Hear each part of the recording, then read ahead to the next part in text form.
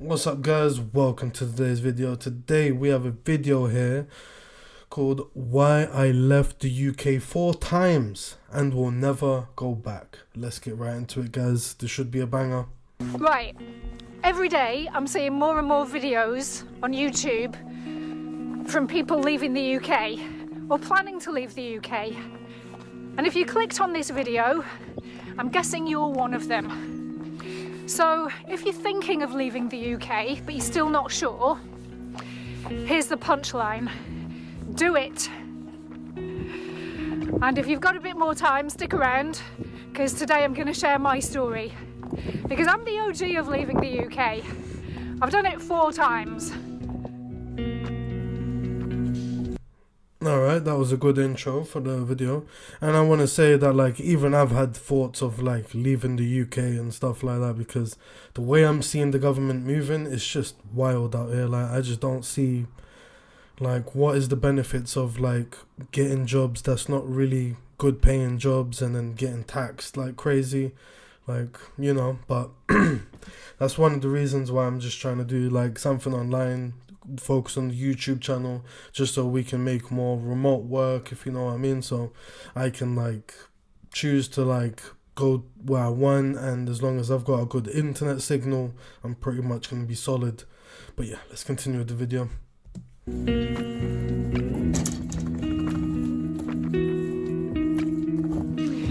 So the first time I left the UK was in 1981, and I don't know if this one counts because I was only 3, so not my decision, but it was my parents who decided to move us to Canada. I've got some wonderful childhood memories from that time. It seemed like there was always something fun to do. I had a big house and garden to play in, and that was the norm. We weren't a wealthy family. I had a stay-at-home mum, and my dad was a bus driver, and his wage gave us a really nice quality of life. Now, I'm aware that, like a lot of Western countries, Canada's changed a lot recently, so I've been told. So I wouldn't necessarily put it top of the list of places to move to, but of course it depends what you want. Yeah, even I've heard things about Canada, and it's they're just moving wild from what I've heard, in terms of just the quality of life, the way that there's not as many jobs, and quality of properties there is not as it used to be. And yeah, it's just seems like it's not really very nice place to kind of be, if you know what I mean. If you're trying to really progress, just trying to live a good life, get a good quality of life out of the money that you make. And also with what she was saying, how her dad could support the whole family with just being a bus driver. In this day and age, if you're even living in London, bro, you need to be a bus driver and probably a part-time stripper as well, if you want to be making a good amount of money to actually support your family. We were there back in the 80s and life was good. Oh, I think I'm gonna have to put my sunglasses on. Sunglasses in Ireland. It's nice when it happens. Now, unfortunately, due to a change in family circumstances, we had to move back to the UK several years later. And believe me, it was a culture shock. The first thing I noticed was the tiny houses and gardens. It seemed only the rich could afford a big house, but even their gardens were usually too small for a decent game of frisbee. So what was the point in that? And even though I couldn't articulate it at the time, it gave me this vague sense of claustrophobia. Suddenly it's like I couldn't breathe as deeply as I once could in all that lovely open space in Canada. And the other thing I noticed, even as a kid, but again I couldn't articulate it at the time, but it was this general culture of negativity and judgment. And it's still quite a difficult thing to explain as an adult, because it's not like English people are out and out rude and nasty. I mean, some of them are, but as a culture they're not. But it's more through sort of subtle social cues that you start to realise that it's wrong to be aspirational. In the UK, it's more like you have no right to get ideas above your station. And obviously that's a massive generalisation, and you wouldn't necessarily notice that unless you lived in the UK for a while. But yeah, I know what she's saying. I've been living here pretty much my whole life, and I have noticed that still. If you're someone that's just like, for example, like I have got colleagues that are just like cleaners, and just because they are like looked at as just cleaners, if they said anything that has anything to do with like anything out of like higher payroll, it's like people look at them weird. These times, brother's got a PhD in engineering and all sorts of things, and yeah, people in the UK are not really encouraging when it comes to like if you want to be like self-employed, like if you have like something different than just getting like a 9 to 5 and stuff like that. And yeah, unfortunately that's just like the typical norm of like how people's behavior is. And I feel like it's because of people in the UK just feel like, oh, the government's gonna screw us over, especially the more harder we work, and feel like people's just thought of dealing with it in another way, I guess. tall poppy syndrome is definitely a thing. And I'm hearing more and more people talking about this now on social media, and I'm like, yeah, hello, I've been saying that since 1986. And I think in the UK it has a lot to do with social class, which might be a bit more fluid than back in the day, but it's still there. Don't let anyone tell you otherwise. And I was actually well into adulthood before I really understood that being from a working class background was always going to be a major disadvantage for me. So for years, I just completely blamed myself for things not working out how I wanted them to. And don't get me wrong, I look back and realise I could have made some better choices. But I can honestly say that I always did the best I knew how to do at the time. See, I believed that classic line that good grades and hard work would be the key to unlocking my dreams. And even though I always suspected there might be a little bit more to it than that, I had no idea what else to do. You know, I didn't really... Yeah, I've seen many people in her position. I've seen a lot of people that's way more qualified, more than ever, but when it comes to actually like making a business, doing things with money, being like money smart, it's a whole nother ball game. Like there's a lot more people in debt more than ever before, and yeah, man, it's just like another thing is that like in the UK they want to try to pretend like they're not rigging you in, like, let's say the government and stuff like that. But it's definitely one of those things that if you want to break out of this, like, it'll just be way easier for you to have remote work, be able to work somewhere else, especially out of London. In London, it's just like, if you're trying to like really save up money and get a good quality of life and all of that, you can't have both. Like you're either sharing a room with someone while working full time, and you'll be lucky if you can save like 50% of your income. Yeah, it's just a tough one. It's just wild out here. Really get much in the way of life guidance or career advice or anything like that. So I just got my head down and worked hard and hoped that someday it would all pay off. So anyway, life went on out there in Greater Manchester through the rest of the 1980s and into the 90s. And for the most part, I hated it. Although, to be fair, being a young adult in the 90s in Manchester was a lot of fun. So it wasn't all doom and gloom. But where I grew up, just on the outskirts, it never felt safe.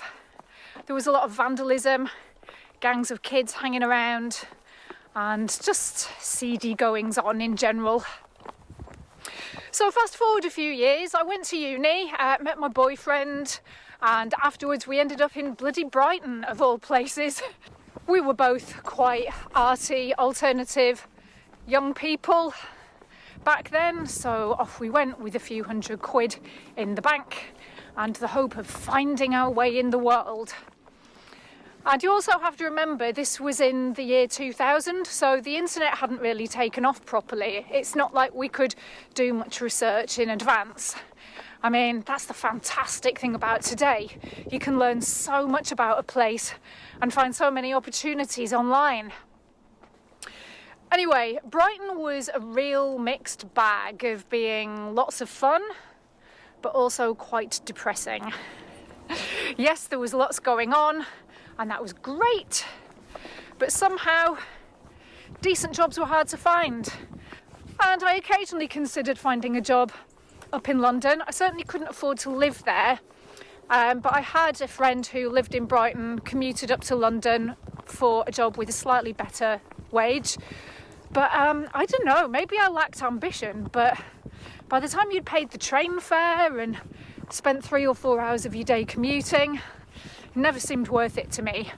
I made the best of what Brighton had to offer. I tried lots of different jobs, made some good friends, explored a whole range of different things via courses, classes, night school, and eventually I got a couple of side hustles going on, continued to live frugally and save money. And what I wanted more than anything, like most people, was to buy my own place. And it really didn't have to be anything flashy, just a 1 or 2 bedroom apartment that wasn't a complete hellhole. Over the years, there was this growing sense of depression and anxiety that I was sort of falling behind. And by my early 30s, it finally dawned on me that no matter how hard I worked or hustled or saved, I was never ever going to be able to afford my own house. So in 2010, when a couple of friends invited me to go travelling with them, I grabbed the chance with both hands. Yeah, I don't blame her, because if we look at like the numbers, yeah, like if you was to literally like save up like a good amount of money to start off a mortgage and all of that, yeah, like bro, that's a good amount of money. Like probably looking at 30-40k if it's a place in London, probably even a lot more, like 70k and all of that.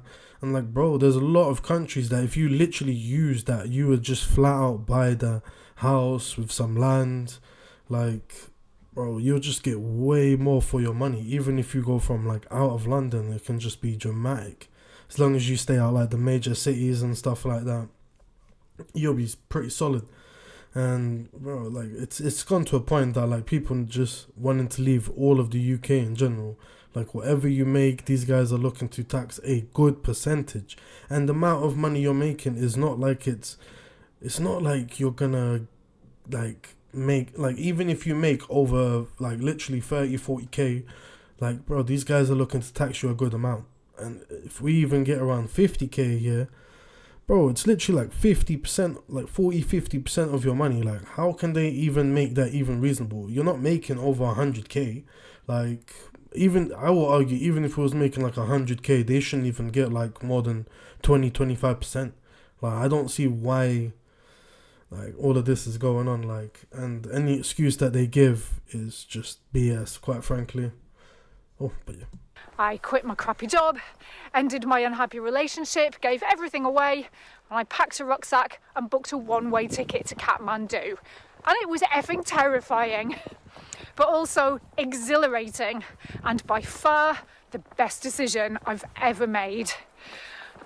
I knew I could make my savings last anywhere from about 6 months to a year, but I had no idea if I even liked travelling, and I had no idea what the future held. Well, it turned out that I loved travelling. I went hiking, paragliding, scuba diving, all sorts of things that I could never have done in the UK. And I loved the weather, especially in Southeast Asia. I'll never forget the first time I walked out of Bangkok airport and being hit with a blast of warm air in the face. That was a real moment. So about 4 or 5 months into my travels, I found myself in a city called Vientiane, which is the capital of a country called Laos, which is a little developing country sandwiched between Thailand and Vietnam. And I was only there for a couple of days. That was the plan, go for a couple of days to renew my Thai tourist visa. And in that one weekend, I was offered 7 jobs. I wasn't looking for a job. I wasn't asking for a job. I was just randomly having nice chats with people in shops and cafes, and suddenly I was being asked if I wanted to teach at someone's language school or a kindergarten, or if I wanted to help manage a bar or a restaurant. In other words, for the first time in my life, there were opportunities. I mean, the money wasn't great, but the cost of living was fairly cheap, and there was something special about the atmosphere. Even in that small, poor, so-called third world country, something felt aspirational. So my 2 days in Laos actually turned into 2 years managing a yoga studio, and that's a story for another time. And especially if you're into manifestation, that's a great manifestation story. But anyway, 2 years in Laos, managing a yoga studio, really loved it there. The people were friendly, the weather was great, happy days. But it's funny in Laos, most expats only seem to stay for a few years. There are exceptions, of course, but most foreigners are just passing through. I think basically because it is, or it was, so underdeveloped. So things do get a bit more difficult when you're planning some more serious life stuff, like having kids, or if you need healthcare, or buying your own property. So I wouldn't necessarily recommend Laos as a place to go and make a future, but definitely visit. So I too felt the need to move on from Laos after a couple of years, and I wasn't entirely sure what was going to happen next. I was having some health problems, so I thought, right, I'll just go back to the UK for a bit, get my health back on track, and figure out what happens next. And that was 2013. And even though the NHS was already sliding into ruin by then, I was still very grateful for the fairly decent free healthcare. And I was also, I have to say, very grateful for the UK benefit system, which meant that I could claim job seekers allowance for a few months while I figured things out. So I was looking around at jobs and properties, and I just couldn't find anything that inspired me to stay. Everything in the UK just seemed very grey, and I missed Southeast Asia. So I did some Googling, applied for some teaching jobs in Vietnam, because that's where the money was good. And 4 weeks later, I found myself in a classroom just outside Ho Chi Minh City, teaching English to Vietnamese kids. It could be quite a demanding job, but it could also be good fun. I met some great people. We got free accommodation, and the living costs were so low that our wage was basically to save or spend as we wished. So every few weeks we'd live it up in Saigon. We went to all the lovely bars and restaurants. We could stay in the best hotels if we wanted to. And we had a great time. Saigon has such a great buzz to it. And it was such a nice feeling not to have to worry about money. And I had a motorbike, which I really enjoyed. It was the first time I'd ever had my own wheels. And that sense of freedom was just fantastic. And I also... Yeah, I have to say, in the UK, like, for her to even do half of that, like, bro, spending a ton of money, bro. Like, in the UK, just to do, like, normal kind of things, it's serious money, like, I swear down. And I know there's some people's like, oh, you can have fun without money. Yeah, you can, there's a limit, like, but trust me, like, everything is just mad expensive in the UK, like, come on, even doing basic things. I had some brilliant holidays. You just hop on a plane and a few hours later you're in Thailand or Bali or Singapore or Hong Kong. And it was also during that time that I learned a lot more about the growing field of international education. And I realised it offered me quite a decent career path. So I decided to really commit to it.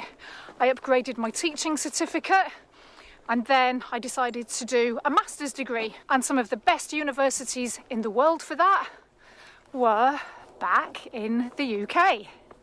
So I ended up in London, where I got a job as a tour guide. And I lived in a house share with some friends. and I did my degree over 2 years, and it was great. And this was 2016. And for the second time, I'd returned to the UK with a completely open mind as to where I ended up next. And I also came back, I have to say, with a renewed sense of appreciation for the UK, because even though I never felt homesick per se, there were certain things that I had come to miss or at least appreciate about the UK. And one of them, for example, was a sense of heritage. And yes, I know there's heritage everywhere you go, but in Asia, it's not as visible. Asia actually has more of a modern feel to it. So I loved working as a tour guide in London because I was absolutely immersed in history and old buildings and streets that had been walked over millennia by kings and queens and poets and scientists and so many other people. And I know it's a bit of a cliche, but there really is something quite uniquely beautiful about England on a summer's day. Yeah, I have to agree. England is the best when it's like summertime, and yeah, it's got a lot of history, and yeah, there's been a lot of things going on in the UK that naturally I feel like it's more like the old school British people had a lot more pride in it and stuff like that. I feel like these days with like cost of living being a bit too hard, it's a lot harder to appreciate those things when you have to worry about rent and food and all of these things. So yeah, unfortunately, like, and I don't even see why the UK have to be like moving like wild with its tax systems, and it seems like it just wants to be putting more taxes to business owners, and it's just not good. It's just not gonna be. It's not good for the whole country overall and the people and the quality of life. So it's kind of stupid. I'd also come to appreciate things like democracy, law and order, and a fair judicial system.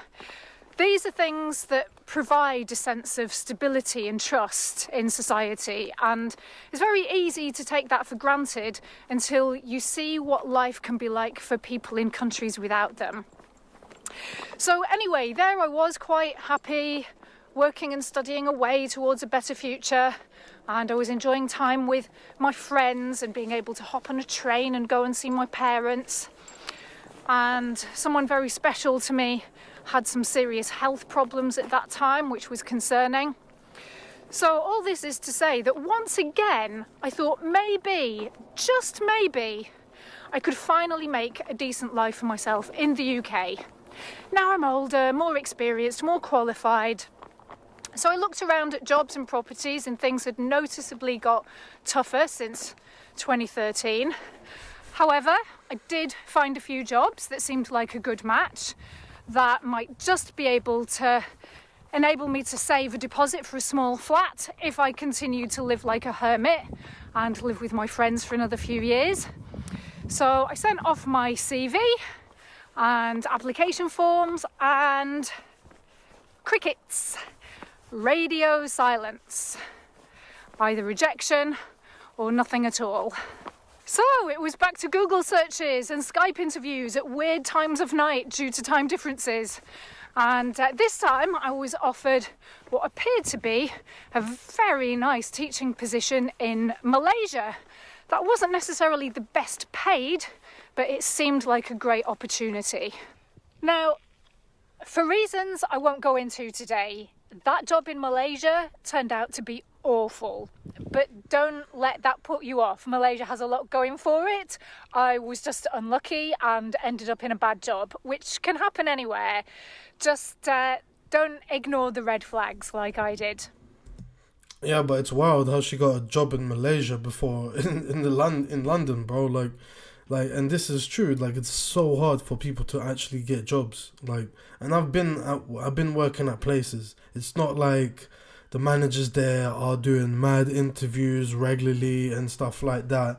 Like, bro, they just look at like the first few lines of your email and all sorts of application, and bro, it's a madness. I'm telling you.